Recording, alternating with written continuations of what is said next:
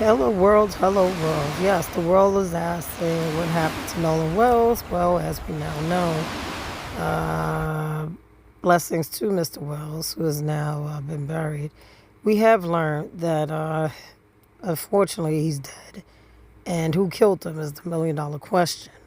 However, fast forward to this happening in Mississippi, one again of the racist states in the United States. And so it's no shocking that that took place there. However, the million-dollar question is who was really his friend and who killed Nolan Wells? With us, cruelty. And I think you can see it in many videos. All the white women and white men that are telling black kids and black families to get the hell out of here, you don't belong. We just don't want you to have more than us, honey. We just don't want you to be prettier. We don't want you to be the beauty standard. We don't want you to be judges or anything like that. We want you to be below us, beneath us. And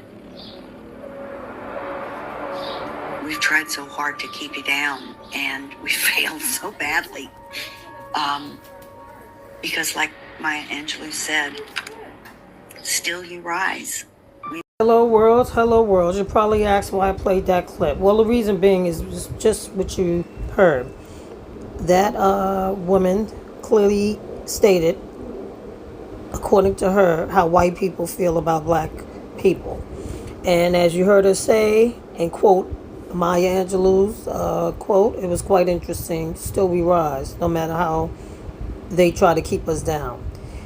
That clip was, fast forward, relevant to this Nolan Wells case.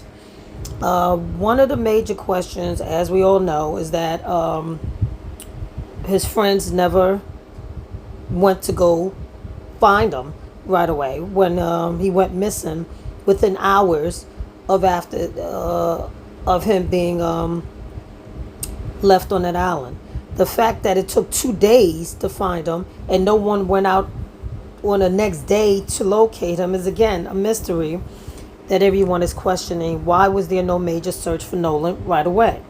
The fact that his friends again kept his phone and the mother had to go and locate the phone, and the fact that she immediately began the investigation, I guess is the only reason why he was found so quickly, if you want to say that, which we know 2 days later is definitely not a quick find of someone being left on a isolated wildlife island. What I have learned was that they were 10 miles away from land to this island.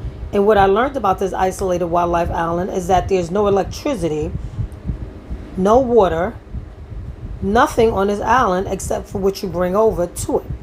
So the fact that his friends would clearly come up with that statement of how he wanted to be left with this Katie woman, again, is suspect. And what I have learned as the only way to get back to land is to have a boat. And so no one again leaves a friend on an isolated island without, even if they reach land, not turning right around to ask for the person.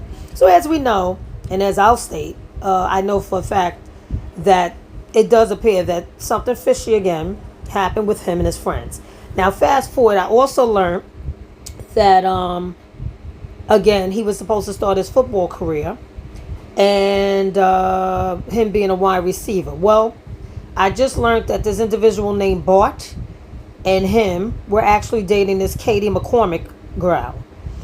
According to news articles, whether or not Nolan or Bart was dating this girl, the fact remains that the girl, Katie's sister, according to news article, is stating that Nolan did not leave with Katie and that he went back with his friends. Well, this was make a lot of sense due to the CETO audio. The audio clearly shows, according to news articles, that it appears that Nolan was on that boat.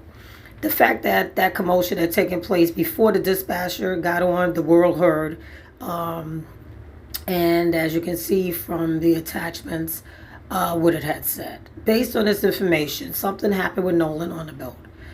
What happened, we won't know, because again, no one is talking. None of his friends. However, unanswered questions, I'll say, However, in the end, the same way that the Klansman, back with the incident involving the Mississippi burning incident, where the three civil rights lead individuals were later found buried. This Nolan Wells case may be the case, believe it or not, that galvanized the nation, and again may create the passage for the landmark that we need anti-black hate crime. Again, that Klan's case back on July 2nd of 1964 created the Civil Rights Act of 1964. So again, someone is going to talk. We're going to find out the facts. However, we must wait for toxicology report to come out. And again, depending on that, we'll wait. But someone is going to talk, because in the end, someone always talks, especially when there's more than one party involved. Bye, world. Angelo said, still you rise. We may hate you, we may beat you, we may do those things, and it makes us crazy that you keep coming back and getting better. We can't stand it. I don't know why that is. I think I heard somebody say that white people are the ones that have the ancestors that were closely related to the apes. And I believe that. We are so similar to Cro-Magnon man, Neanderthals. We're fucking pale monsters. I really hate being white sometimes. I'm super ashamed. I think things like, sorry, I don't get good sleep right now. I think when I see a young black kid with a bunch of white kids, or like I try to watch for things that are happening, and I was thinking to myself, if I saw a black kid hopping in a vehicle with a bunch of white kids, what would I do? I mean, I could do anything. I could get the black kid to come over and say, hey, I think I know your mother, come here, and then just say, you better get away from all them white boys.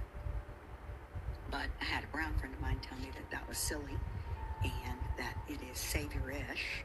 And I don't like that. White savior. And then I still do it. I have it in me that black people need my help. Mexican people need my help. Hispanic people need my help. Maybe they do, maybe they don't. If they do, oh, please forgive me. I'm so sorry. If they do, they'll ask. That's one thing. They'll ask. And I'll know instinctually if I'm out and about and something's happening. I can just pay attention and see if there's a way for me to step to whatever the white person is doing. I don't know. We'll see. I think the cruelty lives in us,